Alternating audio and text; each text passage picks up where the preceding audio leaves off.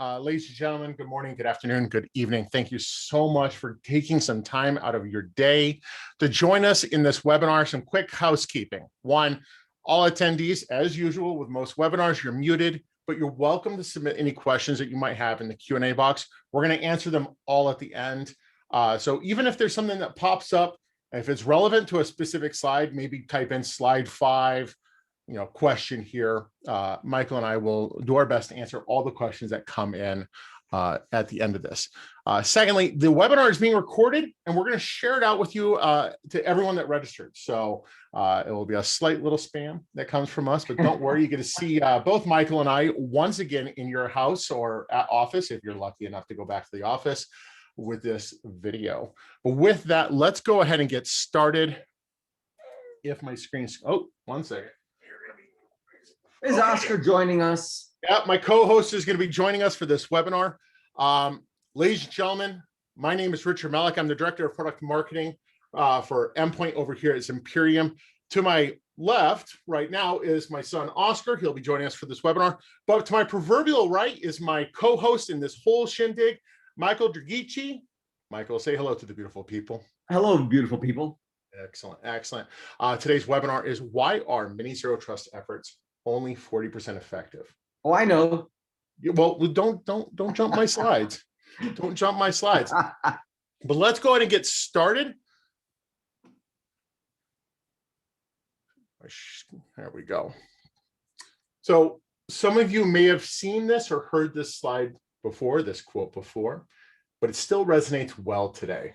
In a famous jailhouse interview, when asked, why do you rob banks? The notorious Willie Sutton said, I rob banks because that's where the money is. Now, this is a very apparent answer, right? But the modern day bank robbery is a far cry from the movie Heat and even further from the days of Willie Sutton, and yet they continue to happen every single day. The bank's attack surface has increased as the world got bigger and more connected with access to accounts available from any device, anywhere. Now, I want you to think about your infrastructure as the bank. Your files and data is the money. You've invested in it. Your organization has invested in the time, the energy, the employees to create all the data that is stored in there, be it applications, be it critical information that you've gathered, whatever it is, money has been invested. So those files and data is now money. The secured endpoints that you give to your employees, that you took home at the beginning of this pandemic, the laptops, those are the branches. They have security, they've got infrastructure built around it. A perimeter of one has been established around these laptops, around these traditional endpoints. But what about the mobile devices? These mobile endpoints are used to still access the content and email and communications from literally anywhere. Those are ATMs. Now, these days, if you were to rob a bank, are you really going to go and have your heat moment and go through the front door? Or are you going to take the path of least resistance? Now let's start with some fun stats. According to Verizon, 60% of endpoints connected to the corporate network are mobile phones and tablets. And that means this unprotected attack surface is incredibly significant. Mobile malware remains to be a critical threat to enterprises as well. According to McAfee, 35 million samples of mobile malware have been discovered, with those numbers continuing to increase month over month. We saw a giant jump over the last year. Gee, I wonder why. Now, according to the Verizon Mobile Security Index, we have some other interesting statistics, some that are, yeah, that makes sense. 79% of enterprises saw remote working increase as a result of COVID-19. I'm remote. Michael's remote. This is our new standard. This is our new life. 71% of enterprises are saying that mobile devices are critical to their business. So you have two-factor authentication, you have access to email, whatever it is, this little device is critical to you doing your job. It's critical to me doing my job.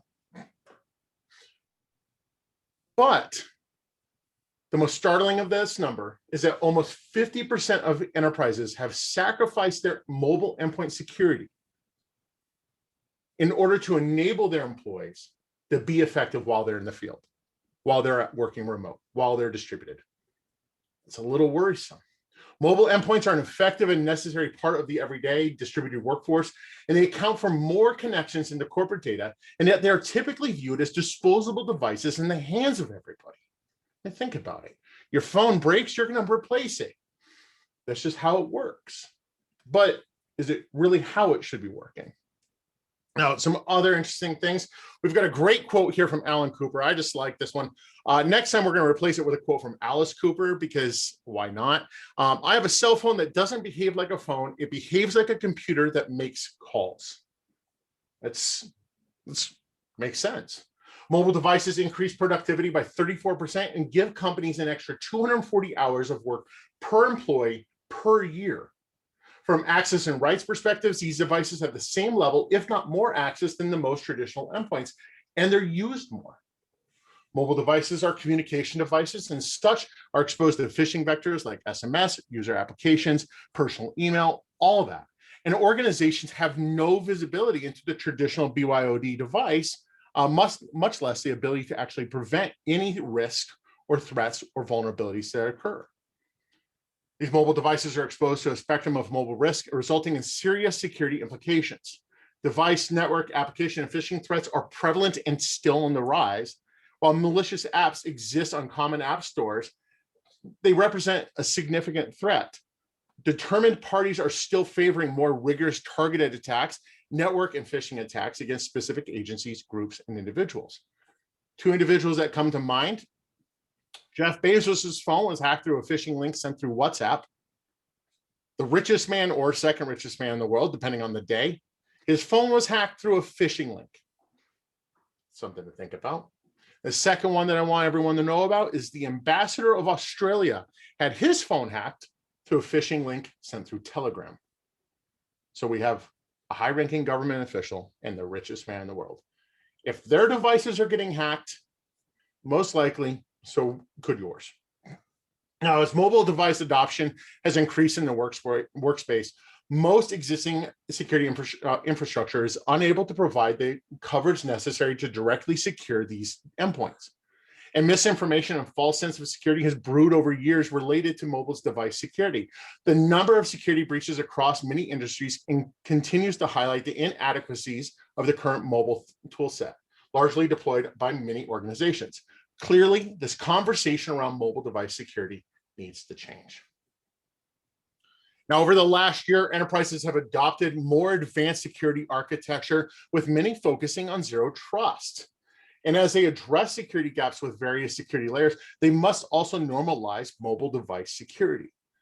The simple fact of the matter is that never trust, always verify does not work when 60% of the devices connected into your corporate network are unmanaged and insecure.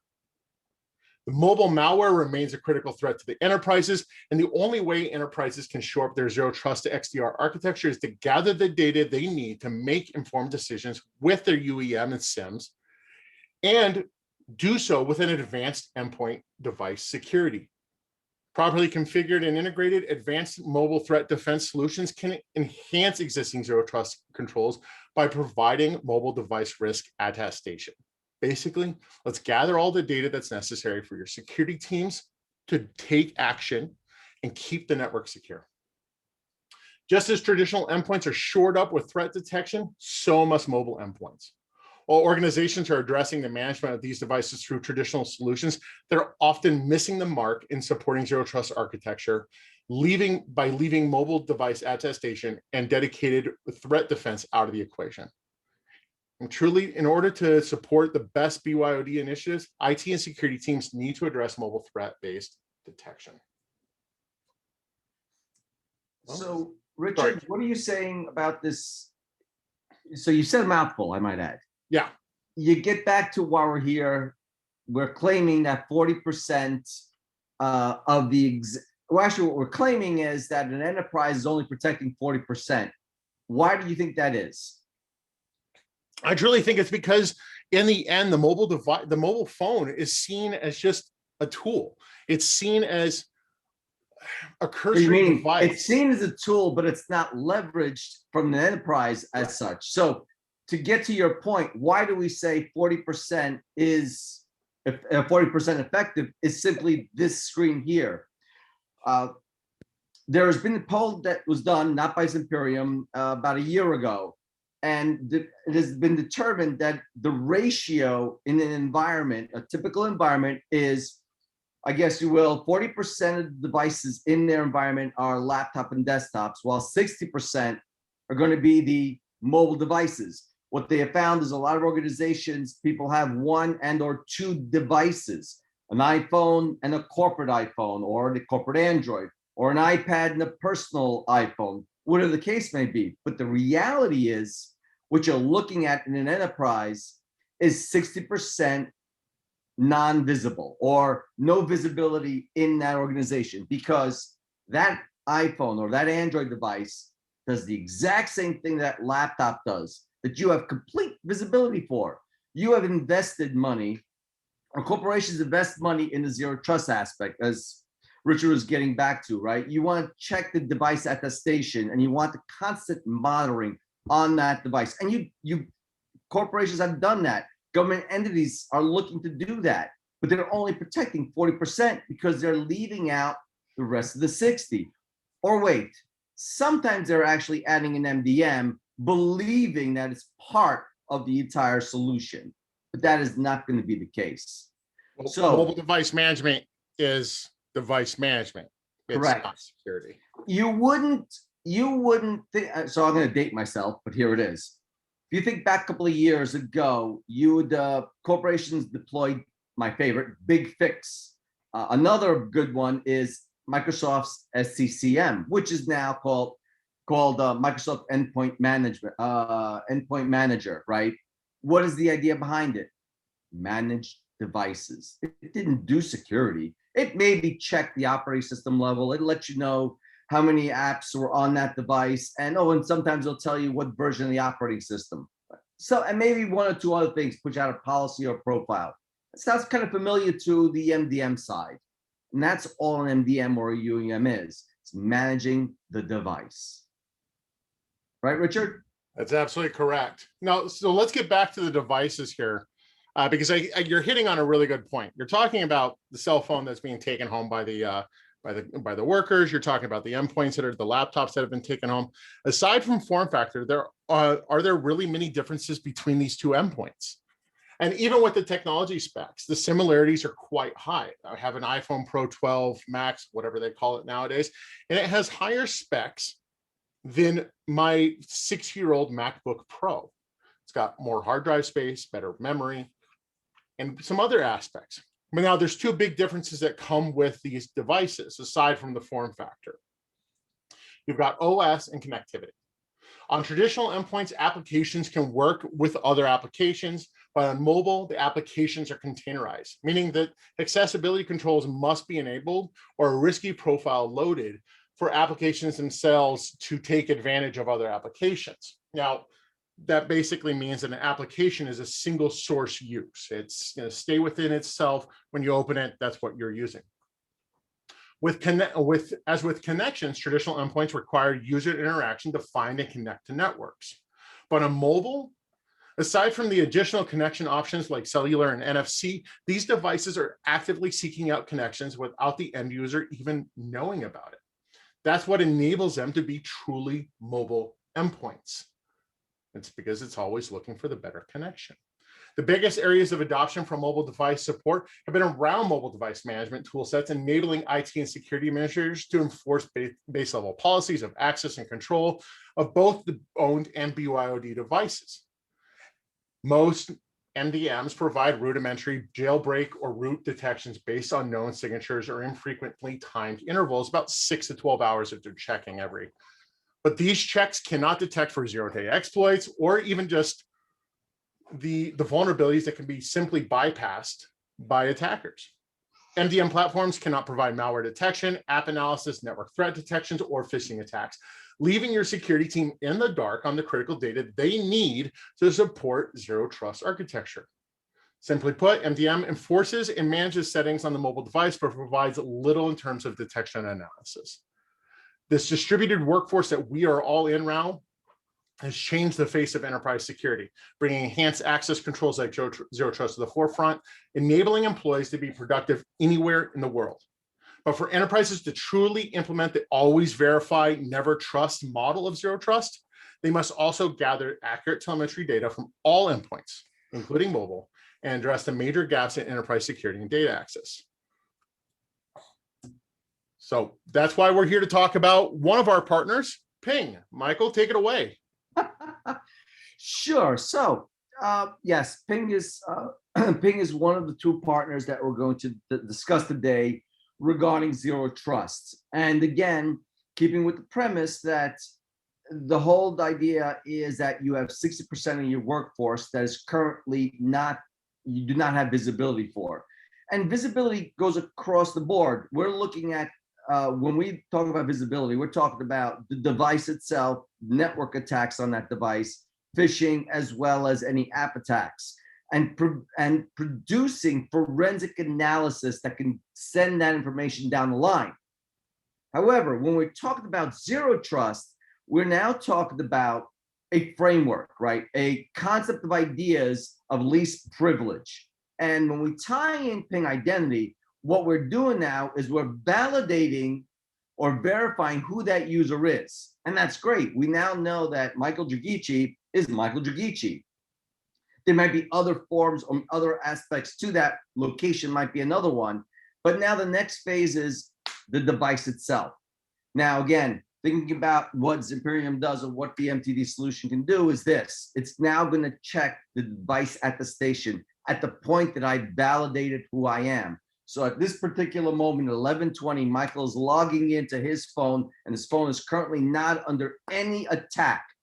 I move on. That is fantastic. I've now been given or granted access to specific data that allows me to do my job. All right. Well, what now happens if on these phones, like anything else, I swipe left or swipe right, and a friend of mine sends me a link to download something? Do you think I'm not going to do it? Well, I might not do it, but a lot of people would do it. They'll download a link that might suggest some sort of freebie of some sort or provide information. Once that happens, you can become compromised. Well, now what happens? If you're not leveraging Zimperium and Ping identity, well, what's going to happen is you don't know. You don't know that the device has been attacked. But with Zimperium on the device, we're going to do constant monitoring. So I checked at 11:20, but now 11:21, I was foolish enough to download an app. I've been attacked. My Zimperium sends a threat out to both the user and Ping. And Ping says, well, wait a minute.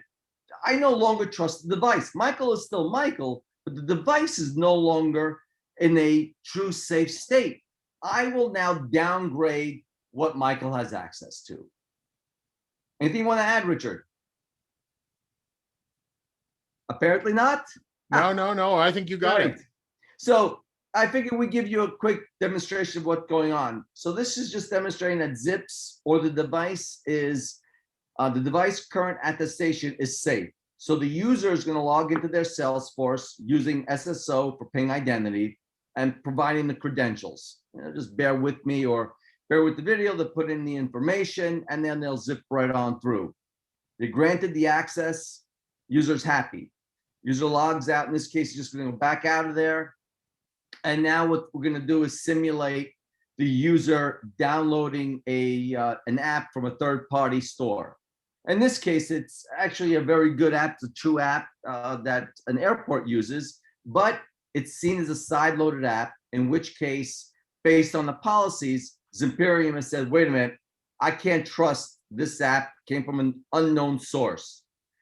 What's happening now is the device has been constantly checked, and what we're determined is that the device is compromised based on the policies. And so with that, the app, Zimperium informs Ping, and Ping comes back and says, well, wait a minute. The fact of the matter is, I can no longer trust the device. I'm now going to limit access to the data, in this case, Salesforce data. You must remediate that issue.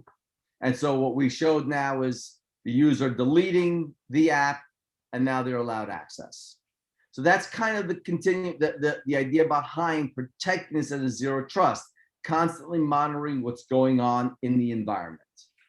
There's one feature I want to add into this that I think is one of the most prevalent features. Not only does the admin have the ability to lock out the user from accessing that application. But with the ping federate integration, if it gets escalated, say that device is compromised, that mobile device is compromised or considered risky, that user could be locked out of all their applications on Correct. all endpoints. That alone, I think, is truly one of the most innovative components of that integration. Correct. Remember, it's all about how it's happening, what's happening in the back end, right? First of all, you've got to validate the user, you're validating the device, and you're constantly monitoring that device to make sure that there's no new threats or risks introduced into the environment. Once a risk has been identified, it's up to the next, it's a framework, in this case, Ping and or its partnerships, to take additional actions. They may still want the user to go to Salesforce, but no longer have access to the corporate data. Those are the decisions that that allow Ping and the organization to make, but knowing what's going on in the front. How could you react if you don't know? You don't know the device is attacked. Yeah, absolutely. So I think that takes us to our other great partner in this case, another big name. It does. It's a big one. It's Microsoft. And again, Microsoft's philosophy is the same, right? It's about zero trust. It's about understanding the risks that are involved. Now, Microsoft is the big one, O365. Everyone, especially, I do a lot of the government work. Actually, the joke is G365 because they're moving towards that. What's important to know is that they're moving because it's convenient for users to use their mobile devices. But that comes at a risk of exposing data going down the line. What are we doing with Microsoft? Well, it's very similar to what we're doing, we're done with Ping, which is conditional access. In this case, we do two things. Again, we're doing at the very forefront, device at the station. In addition to knowing and trusting the device is not compromised, we also require that the Zips app is installed. So an example, and you'll see this in the demo, if the user downloads Microsoft Office or Outlook and they run Outlook, well, if Zips is not installed, Outlook will not run because you need to make sure the device is safe at that point. And the only way to validate it is having Zips on the device, checking and monitoring. Once it checks and validates, it allows the user to go to Outlook. Then you've got your constant monitoring, right? Again, the zero trust always validate what's going on and at any point in time be able to react to it. So what are we reacting to is an attack. If there's an attack, we inform the conditional access server, in this case would be Intune or Endpoint Manager, and it can take reactive actions. In that case, with the demo, we'll lock the user out of Outlook. So you want to set that up, Richard? So again, device at the station, zero trust, validate the device is good to go. In this case, it's valid device has the MTD solution Zimperium on the device.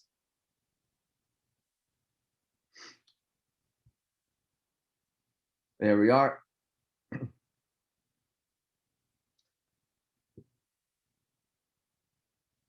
They'll open they'll click open and the Zimperium gets authenticated and registered on that device. Now, this is just one of many ways we can register the Zimperium application. There's also a way to do a way without involving the user, but I'll digress. So here we are. Once we've validated that the device is both safe, there's no current threats, and that there's Zips installed, we allow the user to go to Outlook. Now, while the user is in Outlook, they decide to go to a local bar or restaurant, or they simply walk down the street and their phone decides to connect to the Union Station free Wi-Fi. Yes, I'm in the DC area. We've detected that it is a rogue access point, and so now the user goes back to Outlook. What you'll realize is that the device is now in a compromised state. So we inform Intune, and Intune blocks access to Outlook. Well, what happens when the user is no longer under that threat? Well, as you'd expect, the user would have access to their Outlook or any other data application that they're using in the organization.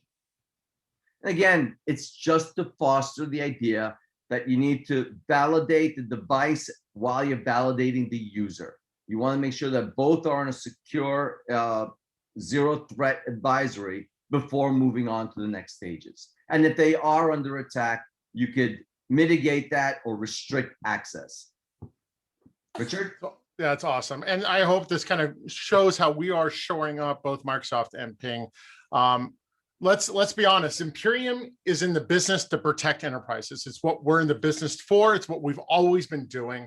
And that's the reason why both Ping and Microsoft approached us to shore up their mobile zero trust architecture solutions. As Michael just showed in those demos, what we're doing is enabling the mobile device to be a critical part and secured part of your architecture. Zimperium approaches mobile endpoint security with a patented machine learning platform, Z9. So that's the foundation of everything we just showed. Z9 is the detection engine that uses machine learning to provide real-time on-device protection. It's a cloud-based machine learning engine that uses billions and billions and billions of data points to understand the mobile risks and threats, training our threat model, and keeping mobile endpoints secure against the known and unknown threats, including 0 days. The model is delivered to the endpoint, giving it the power of on-device protection, securing it even when the device is not connected to the network. There's a whole slew of benefits that come with that kind of capability. Now, some of you might be nodding your head or looking quizzically saying, this sounds really familiar. This sounds like 7 years ago when we in the security industry started to shift the conversation around traditional endpoint security from signature-based to machine learning-based algorithms, right? Why not apply the same kind of approach to your mobile devices? And that's what we do. So for enterprises looking to protect their mobile endpoints, either corporate owned or bring your own device, ultimately what we're providing is Zip's mobile endpoint protection. That is the integration portion of both Microsoft and Ping. It provides persistent real-time protection. And just like your standard EPP and EDR, Zips enables enterprises to protect the endpoint and ultimately their data against a complete range of attack vectors. Taking this a step further is the Z3A Advanced App Analysis. By understanding the installed apps and the potential risks that they open an organization up to, administrators can create highly customized and granular app policies. These policies can be applied across all users or even on a more targeted basis by groups, either new or by new groups that are already existing within the EMM or UEM platform of your choice. This approach to mobile endpoint security is truly critical to implementing a zero trust architecture that supports the modern distributed workforce. And ultimately, the last slide, it's not just us that's saying it. Gartner's 2021 market guide for mobile threat defense just came out. And one of the major points that they put in there was mobile threat defense is a component of zero trust network access. And when implemented properly, serves as a pilot for the unified endpoint security model that we need today. It supports XDR, supports zero trust. It supports your organization, no matter where your endpoints are, no matter where your employees are. So that brings us to the Q&A. I hope we have some good cues so we can give some good answers. Let's see what we have. Q&A box is not opening for me. Make sure also doesn't get hit by that mic.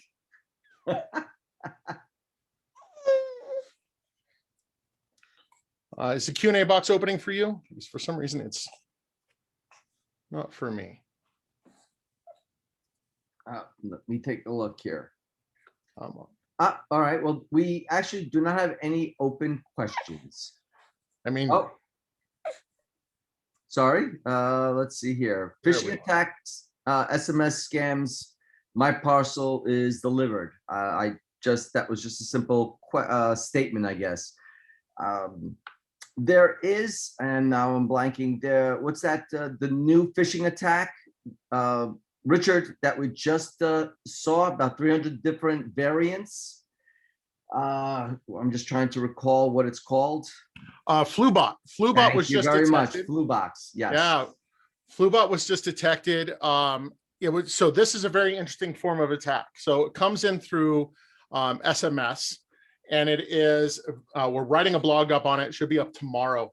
We're giving a real detailed threat analysis to what it does. But in terms of attack vectors, it's taking advantage of simple a phishing link. It gets delivered into the user, basically saying, in order to track your package via DHL or FedEx or UPS, please download this application. And it's kind of funny because I literally just received a text message from UPS about a package that's being delivered. So this is a very common attack vector. This is a very common text message. We're all used to it. We click it nilly-willy. User clicks it, downloads the APK. What that APK does is it enables accessibility controls for it. It makes itself the default SMS application, allowing it to read all the SMSs coming in, and send out emails or text messages as well. It can read all the contacts and the notifications. And then it's waiting through the CNC server on the back end for you to open up a banking application, to type in your credentials, and boom, you've got it. There's a couple more advanced features that are coming out with it that are really scary, but I'm happy to say we prevented 100% of all 300 variants of it, as well as the phishing attacks with 0 day of, I think it was something like 15% of the email or the links that they sent out were compromised existing websites that had been around for over 6 months. So this is a huge campaign that was targeted on a global scale. Hey, Richard, the other question or statement is side loading. Why is it risky? So side loading an app, both iOS and Android do support it. The reason that it becomes risky is that app has not gone through the vetting process or traditional vetting process. So for an example, the app that you saw on our demo and the SCs here at Zimperium use that app, honestly, it is innocuous, meaning it doesn't pose any real threat. That app, I believe, is a European airport app used to download to help people figure out where they are.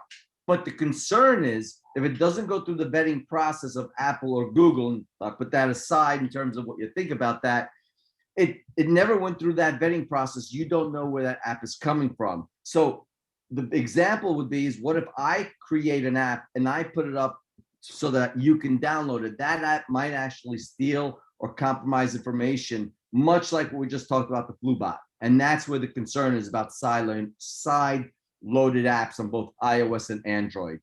You want to make sure that you can vet those apps.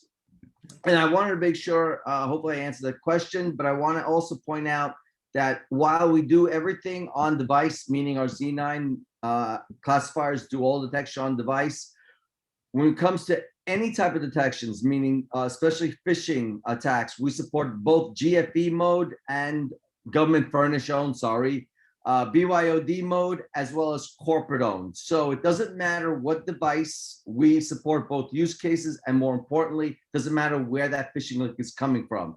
My demonstrations on my test devices usually come from a notepad. So it doesn't matter where the link generates from.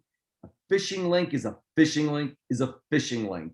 And phishing link and malware are actually two different aspects. Phishing link is looking for your credentials, while a phishing link can point you to a malware app, which in this case is the flu bot. It's pointing you to download a malicious app to capture it. We support both use cases and in any app. With that, I think we've ended our questions, unless there are any wrap-up questions. Anybody else would like to add any comments or questions before we end it?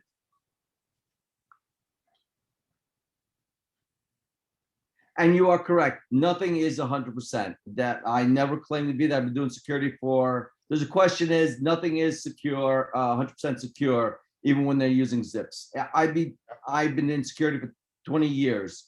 Every product I've sold, I've never said, if I said 100% secure, I apologize. No, nothing's 100% secure. You are going to be, depending upon the percentage, a lot better off than not. Would you decide to deploy a laptop without having a firewall or a EDR? Of course not. Be foolish. Same thing here. Yeah, nothing is ever 100%. If a customer or an organization is coming in and saying, not customer, if an organization is coming to you and saying, hey, we protect you 100%, or nothing ever gets through, maybe walk away, because that's, as a marketer, that's marketing speak. Ultimately, nothing's perfect. Machine learning is constant learning, constantly evolving. We've been very, very, very fortunate with our advanced technology to be able to keep a high efficacy of security on the mobile endpoints for our customers. With that, I want to definitely say thank you to the people that have submitted their questions. In this case, one person for the most part. Thank you very much. Thank you for the insight. I hope you've learned something. If there are no more questions, try to give some time back to you guys. Awesome. Ladies and gentlemen, thank you so much. Remember, you're going to be getting a recording of this presentation into your inbox if you want to take a look at it again or pass it on to some friends and family. It's good light reading material, good light listening material, whatever it might be. If you have any questions or want to see a demo, don't forget to reach out to us via our contact link, contact us link on our website. Otherwise, we will see you next time. Thank you. Thank you. Cheers.